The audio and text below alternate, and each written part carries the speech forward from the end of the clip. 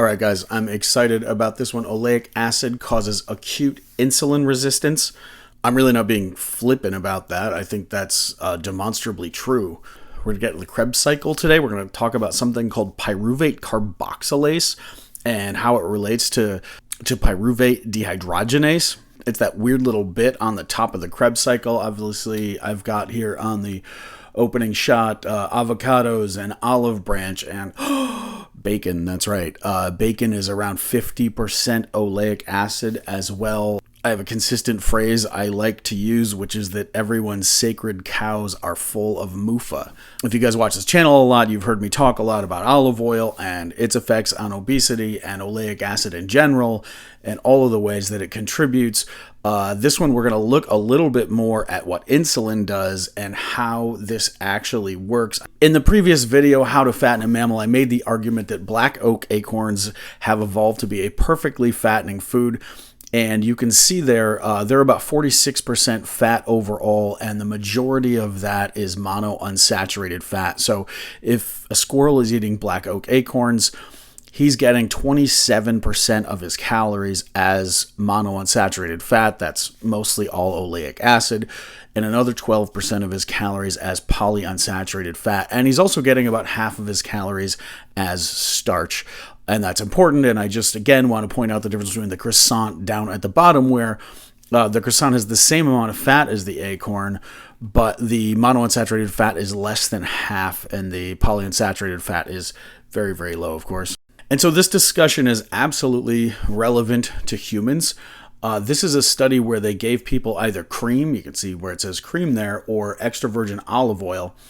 And what you see is it says change in carbohydrate oxidation, where that I've highlighted in red there. When humans ate a mixed meal of cream and carbohydrates, they burn more of the carbohydrate. You see 7.5 grams instead of 10.6 when they eat the carbohydrate with cream rather than when they eat it with olive oil. And you probably know that the job of the insulin is to get us to burn carbs.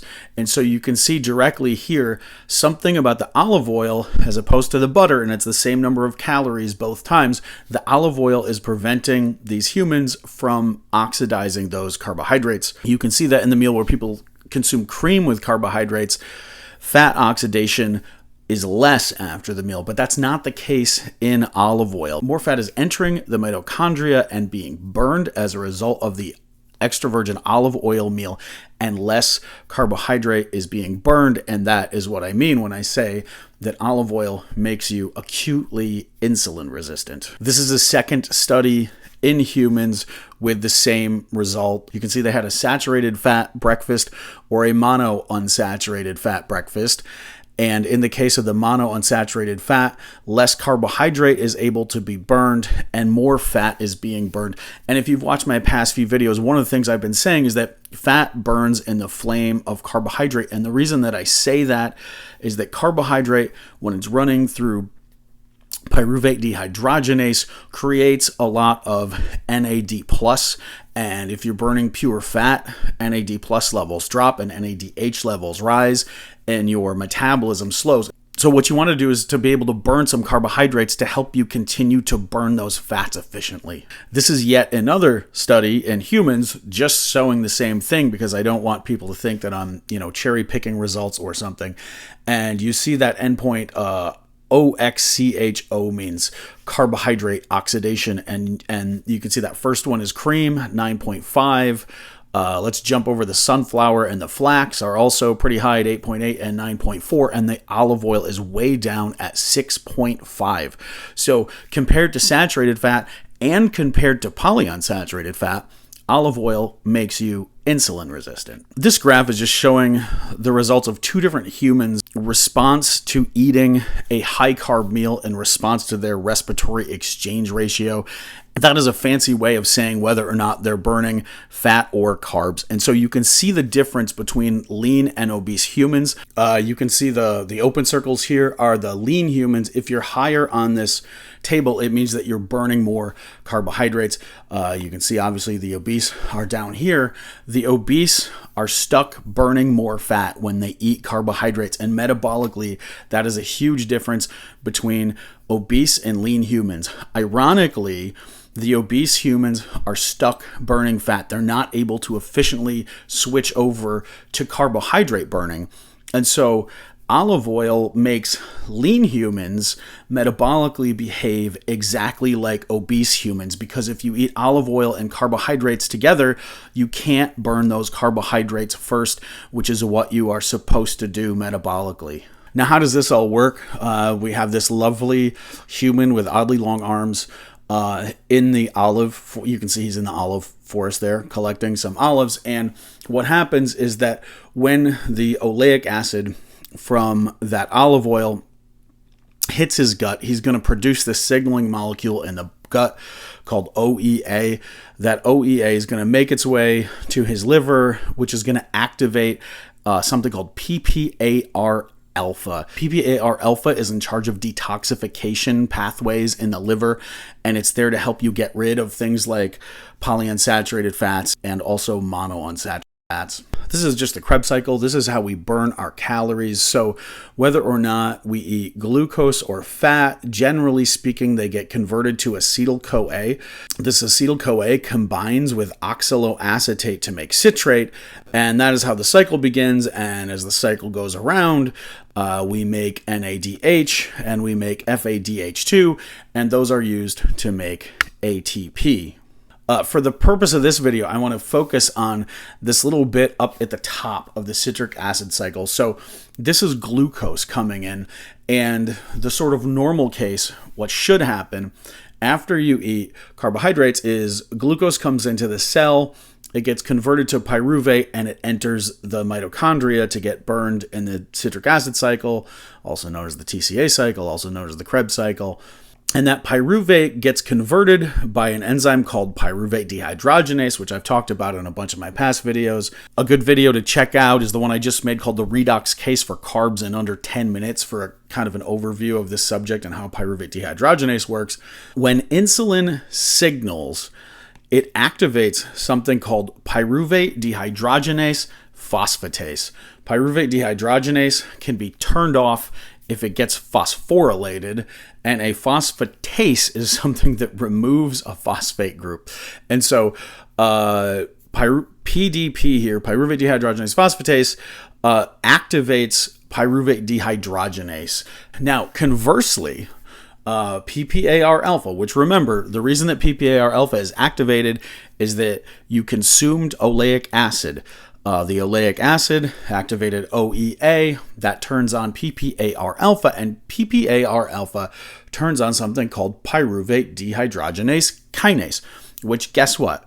Phosphorylates pyruvate dehydrogenase and turns it off. And you can see that in this drawing, the blue lines with the kind of square end, that means inhibits. The red arrows means activates. And so you see here, insulin and PPAR alpha are working in direct opposition to each other, right? Insulin is turning on pyruvate dehydrogenase. Let's go burn some carbs. PPAR alpha is turning it off.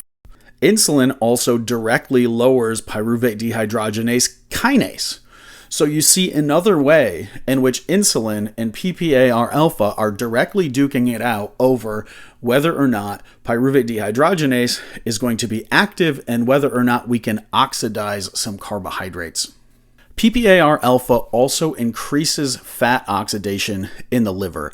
It does this by increasing expression of an enzyme called CD36, and the job of that thing is to be a transporter to let fat into the cell.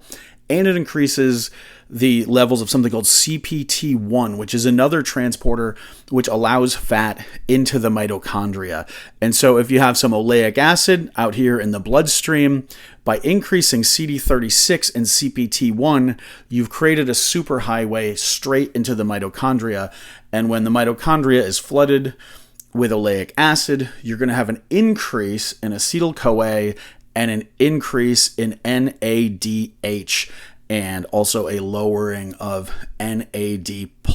This just demonstrates that principle. This is the amount of acetyl-CoA in a cell, and what they did was they eliminated the gene CPT1, or they lowered the levels of CPT1, and so that less fat could make it into the mitochondria, and you can see that the amount of acetyl-CoA goes down by about half in that case. So oleic acid, by activating PPAR alpha, has allowed oleic acid to flood into the cell, which increases the amount of acetyl-CoA. Now, when acetyl-CoA levels are high, they actually inhibit pyruvate dehydrogenase, and this is classic end product inhibition, they call it, because pyruvate dehydrogenase, of course, makes acetyl-CoA from pyruvate. And the enzyme is looking and thinking, well, there's already all of this acetyl-CoA, I don't need to make any more. Furthermore, acetyl-CoA activates this enzyme called pyruvate carboxylase, which is an alternate pathway that pyruvate can go down. Pyruvate can be made directly into oxaloacetate by pyruvate carboxylase and enter the citric acid cycle there. So when we think about those black oak acorns, glucose is coming into the cell, getting converted to pyruvate to enter into the mitochondria. In the meantime, insulin is trying to signal, it's trying to activate pyruvate dehydrogenase phosphatase and inhibit pyruvate dehydrogenase kinase to get pyruvate dehydrogenase going. However, it's being thwarted by PPAR alpha, who is upregulating pyruvate dehydrogenase kinase, and it is also upregulating CPT1 and CD36 to mainline oleic acid into the mitochondria, where it's increasing acetyl-CoA and NADH, which inhibit pyruvate dehydrogenase, and the acetyl-CoA turns on pyruvate carboxylase to send that pyruvate down the oxaloacetate pathway. This paper is showing the pathway to DNL, that's de novo fatty acid synthesis. That means making fat. How do we do it? And what you see is that it's got the two arrows there. This one goes through pyruvate dehydrogenase to acetyl-CoA to citrate. That's obviously the light arrow. The main pathway is through pyruvate carboxylase, turning pyruvate directly into oxaloacetate. The reason for that is that all of these other products in the Krebs cycle can get used for different things. They can get used to synthesize proteins. Oxaloacetate can get used to make sugar in the liver, but in the process called gluconeogenesis. If you're exporting citrate, that is going to lower oxaloacetate levels because the citrate has to get all the way around back to oxaloacetate. If you have acetylated mitochondrial enzymes like succinate, which would be somewhere in here, these products are not going to come back around to oxaloacetate very quickly. And so all of these things can draw down the oxaloacetate pool. But when you eat that black oak acorn, what happens is the pyruvate is now being shuttled to oxaloacetate. The oleic acid is providing acetyl-CoA groups. And so you can take that oxaloacetate from the pyruvate and you take that acetyl group that came from the oleic acid, you can convert it into citrate, and citrate is the beginning step of de novo lipogenesis. Citrate is what you use to make fat. When the Krebs cycle is set up this way, when pyruvate carboxylase is active and pyruvate dehydrogenase is inhibited, this is the perfect way to take the 50% of calories from that acorns that came in as starch and the 50% of those calories that came in as oleic acid and use them together to do de novo lipogenesis and make a bunch of fat. So this is a study in rats looking at high-fat diets. You can see they used olive oil, sunflower oil, palm oil, and beef tallow. These are different lipogenic enzymes, and you can see that in the rats fed olive oil, the lipogenic enzymes are massively increased. Glucose-6-phosphate dehydrogenase is at literally double the levels of the sunflower oil groups or the palm oil groups, and it's way more than double that of beef tallow. Malic enzyme, the same story. You can see beef tallow, it's 80, then palm oil, it's 100, and sunflower oil, it's 180, and olive oil, it's all the way up at 270. All four lipogenic enzymes are massively increased in olive oil, and it doesn't matter if you feed it ad libitum, where the animals can eat as much of the diet as they want. And to be clear, this is a diet that combines starch and fat, even if you restrict the amount of calories. So this isn't about overeating. This is not that the olive oil fed rats are binging or something. even if you restrict calories and give them the exact same number of calories, there is a massive increase in lipogenic enzymes because of olive oil, because of OEA, because of PPAR alpha. That is how the system is designed. And that is why the oak trees put mainly oleic acid into their acorns. The beef tallow is about 59% saturated, and the beef tallow is the only one that has significant amounts of stearic acid. The stearic acid levels are way up at 24%. And as you guys probably know, I'm a huge fan of stearic acid signaling. I've been selling a product on my blog called SEA, stearoyl ethanolamide, which is a molecule that the body uses to signal that stearic acid levels are high. This is a very effective inhibitor of inflammation. It lowers appetite. You can get some at fireinabottle.net/shop, and that will help your body think that you're lean because you probably have very low adipose tissue levels of stearic acid because they have been in decline in the US since the year 1940. Furthermore, just to show that these lipogenic enzymes are important and meaningful, here we go under ad lib feeding. This is liver fat triglycerides. So this is basically stored fat droplets in the liver. You can see the olive oil fed mice have significantly more liver fat than even sunflower oil fed mice, and way, way more than beef tallow fed mice. If what I'm saying is true, you would expect there to be negative effects in countries where they consume olive oil. This is a map of childhood obesity in Europe. You can see this is Italy right here with 12.5% childhood obesity. And this is Switzerland right here with 5.8% childhood obesity. Here's Greece up at 13.8%. Spain is at 10.8%. And so Switzerland basically has half of the childhood obesity of any olive oil eating country. As you probably know, the national food of Switzerland is literally white bread dipped into molten cheese, followed by fruit dipped into molten chocolate. Within the country of Italy, you can see the butter eating regions in the north. The level of obesity in adults is less than 19% or 19% or less. You can see down in southern Italy where they eat a lot of olive oil. Olive oil is the main food used in cooking. You can see obesity is at 33 to 39% of adults are obese. That is a very high level indeed. This is fatty liver disease like we saw in the rats. In 2016, Italy had the second highest amount of non-alcoholic fatty liver disease in the world, only trailing the US by less than 1%. The NAFLD working group predicts that by 2030, Italy will surpass the US to become number one, and they predict that Spain will be hot on the tail of the US and presumably pass the US sometime in the relatively near future. But I'm thinking maybe don't eat carbs with monounsaturated fat. Of course, ideas like dunking bread into olive oil and avocado toast have become much more common in recent years, but I'm an equal opportunist, and a breakfast of bacon, eggs, and toast is also a lot of monounsaturated fat to mix with starch. Now, I'm not a hater on foods like eggs and pork. Pork is an incredibly rich source of B vitamins, especially thiamine. Pork is a great source of vitamin K2. Egg yolks, of course, are one of the most nutritious foods in the world with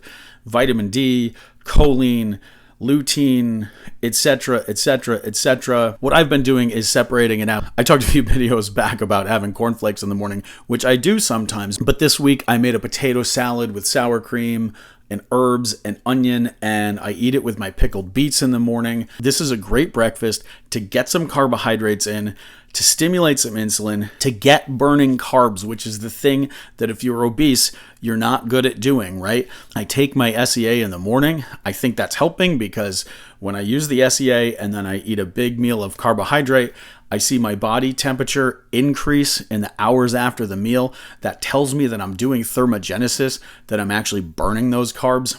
That body temperature will usually peak within around 2 or 3 hours after the meal and then start to slowly decline, which is what you would expect if you're using those carbs efficiently, and then your blood glucose slowly drops. This is obviously a very nutritious breakfast. Potatoes are really high in vitamin B6. The white dressing on those potatoes that I've been using is a light sour cream, which is kind of like halfway between yogurt and sour cream. Milk is, of course, a great source of vitamin B12. Milk is a great source source of vitamin B12. Beets are a great source of folate, but also the whey in that light sour cream helps you to bind and absorb the folate from those beets. Furthermore, the herbs and the onions are full of polyphenols, as to some extent are the potatoes and the beets. And guess what? Vitamin B12, folate, and polyphenols together all can help block the overactivity of the aryl hydrocarbon receptor. Vitamin B6 is one of the master vitamins that is low in obesity and that affects a ton of our metabolic reactions, and that we sometimes need some vitamin B6 to get over the hump. Beets are a great source of betaine, which is an excellent source of methyl groups that in obesity, we're often short in methyl groups, and that's partially, again, due to the actions of the aryl hydrocarbon receptor. And of course, the dairy is also providing calcium. The fat in that sour cream is not going to activate PPAR alpha and get in the way of burning the starch from those potatoes. Then if we think about dinner time, there's going to be an overnight fast anyway. We're going to move into fat burning mode overnight. Some nights you go ahead and have a low carb dinner. That's when you can have your pork chop and your eggs, a little salad with a sour cream dressing, and now you're getting your thiamine and again your B12 and your folate, vitamin D, choline, vitamin K2. But if you struggle with your weight, what you don't want to do is eat carbohydrates and oleic acid, monounsaturated fat, in the same meal, I would argue. I hope that all makes sense, guys. Don't eat MUFA and starch together.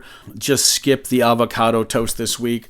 Head on over to fireinaBottle.net/shop. Get yourself some SEA, and I will see you next week.